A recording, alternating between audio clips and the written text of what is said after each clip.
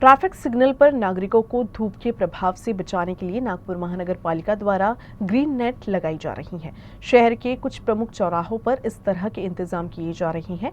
नागपुर में पड़ने वाली भीषण गर्मी के बीच सिग्नल पर कुछ सेकंड के लिए धूप से मिलने वाले बचाव के लिए मनपा द्वारा किए गए इस इंतजाम को नागरिक राहत के तौर पर देख रहे हैं। नागपुर शहर वासियों को बीच सड़क पर या कहें कि ट्रैफिक सिग्नल पर गर्मी से थोड़ी देर की या चंद पलों की राहत देने के लिए नागपुर महानगर पालिका ने एक उपक्रम शुरू किया है, जिसके माध्यम से जो ट्रैफिक सिग्नल्स हैं वहां पर ग्रीन नेट लगाई जा रही है। आप देख सकते हैं कि इस वक्त एक चौराहे पर हम खड़े हैं।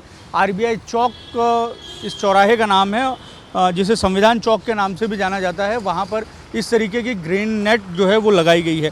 तो नागरिकों को धूप से बचाने के लिए जो इंतज़ामात नागपुर महानगर पालिका कर रही है, उनमें से एक इंतज़ाम ये भी है। महत्वपूर्ण ये हो जाता है कि नागपुर में जिस तरीके से गर्मी पड़ती है और ऊष्माघात के मामले सामने आते हैं, ऐसे में ज़रूरी है कि नागरिकों को सीधे तौर पर जो धूप के पड़ने वाले असर है उससे बचाया जा सके। तो बीते साल से नागपुर महानगर पालिका ने ये प्रयास शुरू किया है। इसके माध्यम से शहर के कई चौकों में जो है वो इस तरीके की ग्रीन नेट लगाई जा रही है। आप देख सकते हैं कि किस तरीके से ये ग्रीन नेट लगाई गई है। हालांकि ग्रीन नेट को लगाए जाने का जो तरीका है उससे थोड़ा बहुत जो ट्रैफिक का मूवमेंट है उसमें एक तरीके से अड़चन जो है वो महसूस हो रही है नागरिकों को। लेकिन हम नागरिकों से ही बात करेंगे और वो ये जो नागपुर महानगर पालिका द्वारा प्रयास शुरू किया गया है इस पर क्या वो सोचते हैं। बीते साल से इस काम को शुरू किया गया था। गर्मी के जो प्रमुख दिन रहते हैं, जिस दिन हीट वेव का अलर्ट होता है, उस समय जो है तय समय है, उस समय पर इस तरीके का जो प्रयास है नागपुर महानगर पालिका के द्वारा किया जाता है। हम कुछ लोगों से बातचीत करेंगे और जानने की कोशिश करेंगे कि आखिर ये जो ग्रीन नेट लगाई गई है इस प्रयास पर ये क्या सोचते हैं। ये ग्रीन नेट लगाई गई है, नागपुर महानगर पालिका का प्रयास है कि जब तक आप सिग्नल पे खड़े रहें उतनी देर आपको गर्मी से राहत मिले। ये किस तरीके का प्रयोग है? अच्छा प्रयोग है, क्योंकि काफ़ी टाइम सिग्नल में खड़े रहना पड़ता है, धूप लगती है, उससे अच्छा छाँव आएंगी, थोड़ी राहत मिलेंगी। अच्छा, आप लोग बाइक से निकलते हैं तो किस तरीके की दिक्कतें होती हैं? धूप की होती है सबसे ज़्यादा। हाँ, और नागपुर की जो गर्मी है वो तो वैसे ही बहुत ज़्यादा प्रसिद्ध है। हमारे साथ कुछ और लोग हैं।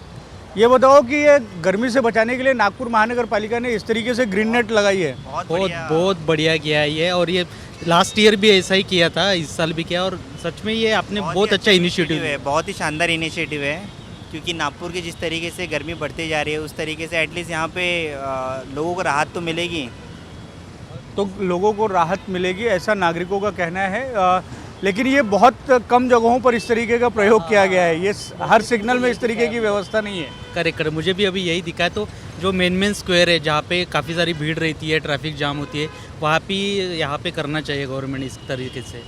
इस तरीके से प्रयास करना चाहिए ऐसा नागरिकों का कहना है। ये नागपुर महानगर पालिका ने जो ग्रीन नेट लगाया है, सही है ये काम? ये अच्छा काम है, अच्छा काम, बहुत अच्छा इनिशिएटिव। थोड़ा आराम मिलता है गर्मी से? बिल्कुल बिल्कुल, डेफिनेटली। ये देखिए, ये जब मैंने वॉक थ्रू शुरू किया था उस समय ये जो सिग्नल है वो बंद था। अब जो है वो शुरू हो गया है। नागपुर में चौराहों में जिस तरीके से ट्रैफिक की मूवमेंट रहती है उस हिसाब से जो है सिग्नल का टाइमिंग रहता है। नागरिकों को जो है वो राहत मिले, इसके पीछे का एक तरीके से प्रयास जो है वो नागपुर महानगर पालिका के द्वारा किया गया है। हालांकि ये जो काम है इसको करने में भी जो है बहुत आसान नहीं है, बहुत खर्चीला है।